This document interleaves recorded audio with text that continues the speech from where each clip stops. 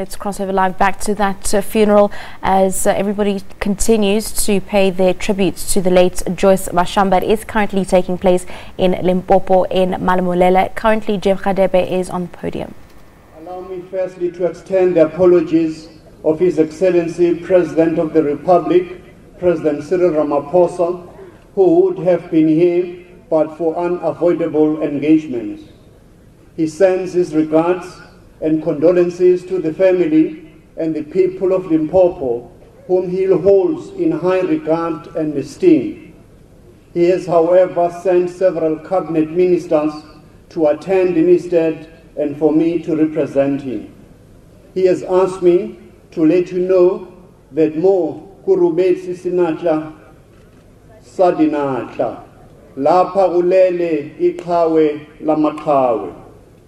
Indeed, Comrade Joyce, who we shall place in her final place of eternal sleep, was a heroine of heroes in her own right.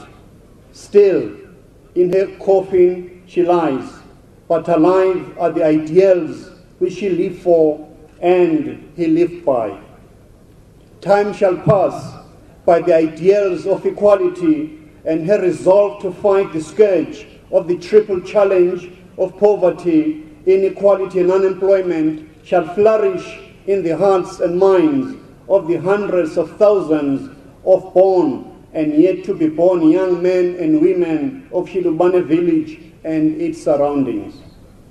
The children of what we know as Thamsanqa shall hear and be inspired by a simple, committed, determined rural girl who finally completed a Bachelor of Arts degree whilst languishing in jail.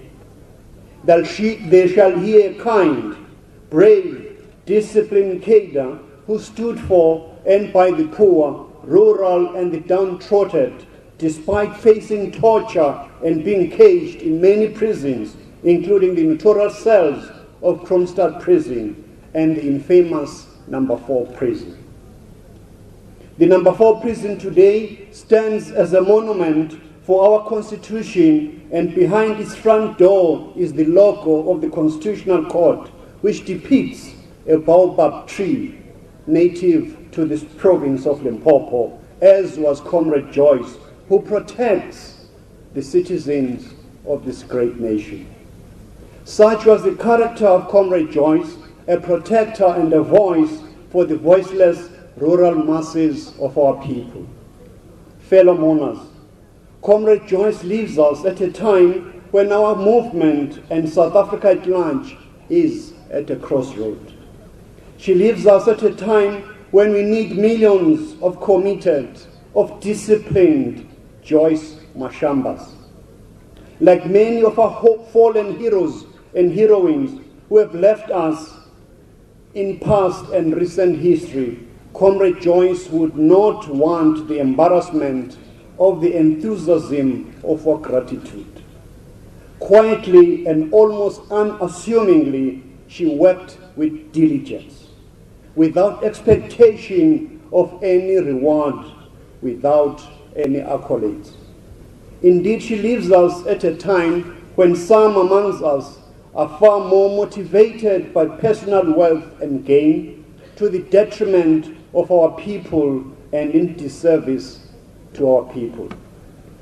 Comrade Joyce, despite her own accomplishments, stood not in front, but led from behind, carefully marshalling our freedom fighters and defenders of our democracy. Hers was the first hand to be raised for any volunteering task, and you could send her anywhere for any task, and you can be certain it will be accomplished. That I'm certain will be the testament of many a comrade, including Comrade Ndebele, whom she served with in the underground and was sentenced with, together with her husband, Comrade George, her lifelong partner and husband. Fellow mourners, what therefore can we learn from the life of this gentle and committed soul, whose vessel lies in front of us? Comrade Joyce lived her entire life in the service of her people. As a trainee nurse, she was attentive to the needs as well as the aspirations of our people. No matter the vocation or station, we can learn that we all have an individual and collective responsibility to do whatever it is within our means and reach to uplift our people from the yoke of poverty, inequality, and unemployment. And that is the call of Comrade President Ramaphosa in the Thula Thuma Mina campaign. South Africans from all walks of life are being called upon to contribute to the upliftment of South African society. Many have responded, including Corporate South Africa, who are steering the youth employment strategy, yes, to secure decent and meaningful work for million young South Africans and talented youth. We can only ask, uzobe ukuphi masibala abantu abathunyiwe? Where will you be when we count those that have been sent? Will you be there? Comrade Joyce loved and was committed to her people. She especially fought and lived for the rights of the rural masses and women until her last breath. It is fitting that her last task were in the agriculture and rural development portfolio in this Limpopo province. South Africa cannot continue to be the land of contradicting realities. We cannot continue to have the top 10% commanding 90% of our wealth and our assets. We cannot continue to subject our people to landlessness, as they will not have the means nor the assets to lift themselves out of poverty. It was Comrade Joyce who was consistent in reminding us that through the Freedom Charter, we have committed to ensure that the land shall be shared among those who work it. We owe it to her to ensure that we ramp up our land redistribution and restitution programs. That is what the ANC re-emphasized in the outcomes of the 54th conference. Comrade Joyce was a leader, and not just a woman leader. She was passionate about gender equality and lived her life not only as a wife and a mother, but an equal partner and activist to her husband. She was, as we're told, often in the forefront of activism of the Mashambas, and Comrade George would often, as we know, follow her lead, follow her guidance. Fellow mourners, above all, Comrade Joyce was a unifier. Comrade Joyce served in all provincial executives and cabinets since the dawn of our democracy, serving in 7 portfolios, first as MEC of Sports and Culture, and eventually as MEC for Agriculture and Rural Development. Through her life, we can learn that we must place unity and country first. Comrade Joyce never approached the movement as victor nor loser. Out of any conference, she placed the movement above any ambitions.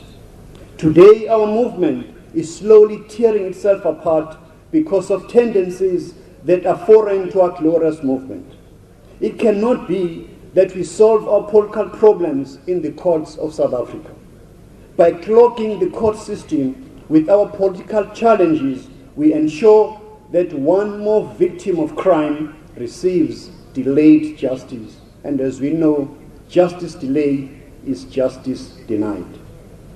I wish to take this opportunity to note the mature and sober manner that this province conducted its recent elective conference, despite the small and disruptive overtures of some amongst us. Unity is and shall be the determinant in our ability to meaningfully change and transform the quality of life of our people.